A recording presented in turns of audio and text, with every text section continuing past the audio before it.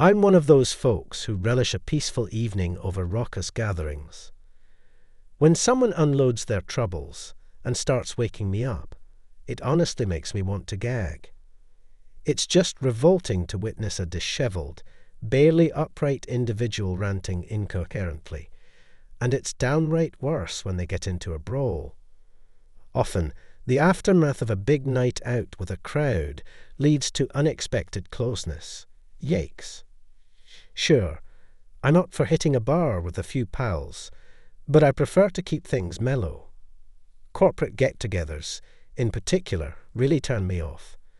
You know, the way coworkers throw together these drinking shindigs. What's the appeal? They aren't really friends. Sometimes they can't even stand each other. Yet there they are, showing up in droves and exchanging hugs. Honestly, I can't fathom anything more ridiculous than these corporate bashes. For those who get swept up in the booze and debauchery, the hangover can come in the form of quarrels with coworkers, tension at home, or even job losses and divorces. Who seriously wants that? Yet my partner sees these occasions in an entirely different light. She revels in dancing to the beats and mingling with the crew. And really, what's wrong with good friends having a spat every now and then after a celebration? Evelyn, for her part, usually maintained her composure and kept her emotions in check. However, at company gatherings, she would let loose and truly enjoy herself. When we first started to get acquainted, she confided in me that a particular holiday had been the catalyst for the end of her serious relationship with her coworkers. I didn't pry too much into the specifics, but it came to light that her then-boyfriend was away and unable to accompany her. So Evelyn made the journey solo, and things took a wild turn. She ended up getting so intoxicated that she found herself awakening in the arms of a guy from the neighboring department. Her companion couldn't overlook the incident and walked away after a year and a half spent together. Evelyn herself claimed she had come to terms with a lot since that time. I imagined that such a tough lesson would be etched into Evelyn's memory, ensuring that such a situation would never happen again. Yet, sadly, it seems my friend didn't truly absorb the lesson, and that's a real shame. Emotions had certainly developed between Evelyn and myself. We embarked on a lengthy courtship before cohabitating and finally setting a date for our nuptials. My cherished one had long harboured dreams of starting a family. Observing her transformation into someone more earnest and committed brought me joy. However, an incident revealed that her newfound sense of duty could be readily dismissed with just a few drinks. This past holiday season, Evelyn's behaviour became excessively affectionate, alarmingly so. I suspected she was buttering me up for something. Frankly, I braced myself for the likelihood that I'd need to shell out for a new smartphone. Her efforts seemed overly focused on pleasing me, meticulously catering to my preferences from the kitchen to the bedroom. Several days had slipped by, and I found myself itching to know which way I should steer my course. "Darling, you're already quite the clever one. Lately, you've been particularly charming. Could you, by chance, share why I've been graced with this sunny demeanour? Does it have anything to do with a desire for a new phone or a luxurious fur coat?" Evelyn's eyes sparkled momentarily before she composed herself, adopting an air of nonchalance. Sweetly, she responded, "You must be mistaken. I'm simply your darling, that's all." I knew it was all just a charade. Nevertheless, I pulled myself together and decided to see how things would develop, confident that the right moment would come when she would blab. In the meantime, I have to enjoy this pleasant stage. One evening my wife came to see me, and we started talking. Our company is hosting a corporate event, and to be honest, I can't wait to attend it. Imagine, this time the management is doing everything possible, and even guaranteed the appearance of a famous artist. It is expected that employees from all departments will gather at it. There will be a lot of people there, and to top it all off, my most beloved vocalist will perform live for us. This is incredibly exciting, she mused, her eyes sparkling with anticipation. I felt that her enthusiasm for the artist was genuine, but the very idea of a corporate event always makes me think, let alone wade through crowds of people. However, it's obvious that no one would invite celebrities just for a handful of visitors. I took a breather to mull things over. My gut reaction was to flat out forbid her from going to such a gathering. But wouldn't you know it, somehow I ended up agreeing without even realizing it. Those feminine wiles of hers completely short-circuited my rational thinking, and I gave Evelyn the green light to attend the office shindig. Oh, how I regretted that decision. For a spell, I even heaped the blame on myself. Eventually, though, it dawned on me that, objectively speaking, it wasn't really my fault. I passed her clothes. Underwear first, then tights, followed by a dress and a jacket. Looking her over, I reiterated just how stunning she looked. I did mention, though, that the dress could have been a tad more conservative. "Okay, this is the last time," Evelyn said, running her finger over her lips. "I'll turn on some music, try salads, drink an exquisite cocktail." She spoke with such joy that I felt guilty for almost stealing those moments from her, especially considering it was her last chance. "Don't hold on to the spotlight," I advised Evelyn one final time, then moseyed over to the TV. Time slipped by, yet my fiancé showed no signs of hurrying back. I tried giving her a ring a couple of times. When Evelyn finally answered, her voice was clear as day, stating she'd be home in a bit.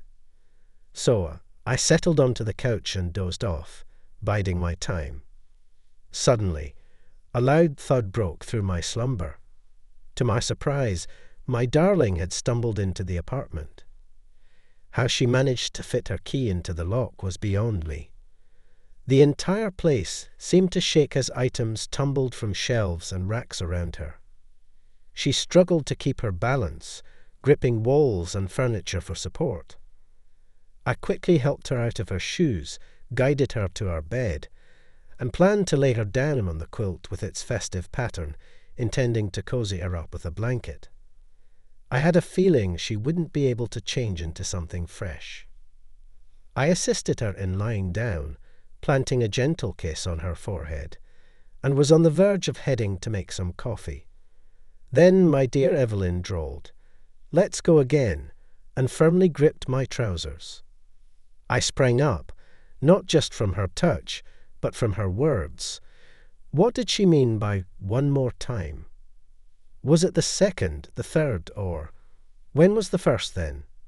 Though, given her current state, she probably didn't even realize it was morning. The first one must have been yesterday afternoon.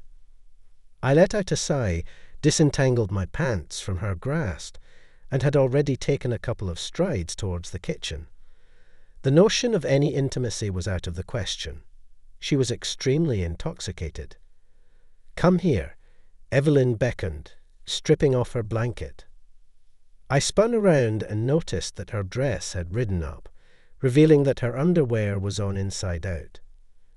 I leaned in for a better look. No, it didn't just seem odd or questionable. It was truly, incredibly troubling. Moreover, she had changed in front of me earlier that evening, and everything had appeared just fine. Yet, who on earth completely removes their underwear when they use the restroom? So much so that they end up putting it back on the wrong way. No one would do such a thing if they were sober. Absolutely not. But when you've had a few too many drinks, well, that's another story.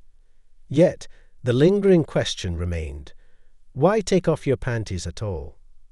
Unfortunately, there was only one possible explanation. I peered closer, pushed the dress aside, and confirmed that she was not wearing a bra at all. But she'd have been just 10 hours prior. In that brief span, it had vanished without a trace. This wasn't merely suspicious, it was the final straw. It was, without a doubt, the conclusion. The sky was beginning to turn a dusty shade of grey, yet the city lingered in slumber. As for myself, sleep had eluded me entirely. Amidst thoughts of what the future might hold and dreams of upcoming nuptials, my restlessness grew. With a mix of reluctance and dismay, I gently lifted Evelyn. Despite her protests, I managed to get her shoes on, helped her dress, and guided her out the door. She ushered me into the vehicle and navigated through the empty streets. As we drove, Evelyn's initial confusion faded, replaced by a realization that she was indeed travelling by car, which, to her surprise, brought a flicker of joy. "So, are we hitting up the karaoke bar? You mentioned we'd wrap up the night with some singing." "Awesome." I was totally blown away.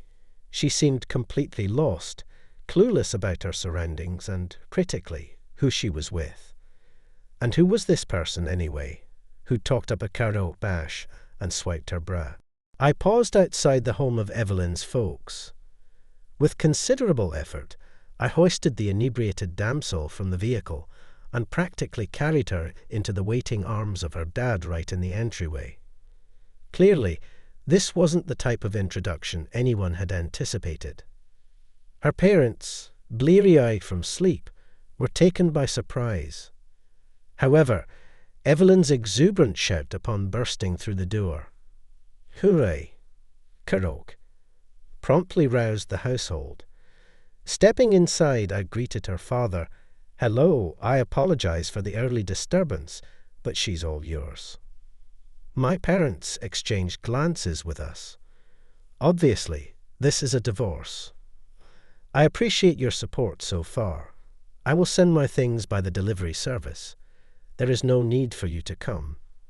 Tears almost sprang from Evelyn's mother's eyes. I tried to formulate some words, but I could only mumble something unintelligible. "And what, and how, are you doing?" the woman stammered. "I believe your daughter's demeanor will clarify the whole situation.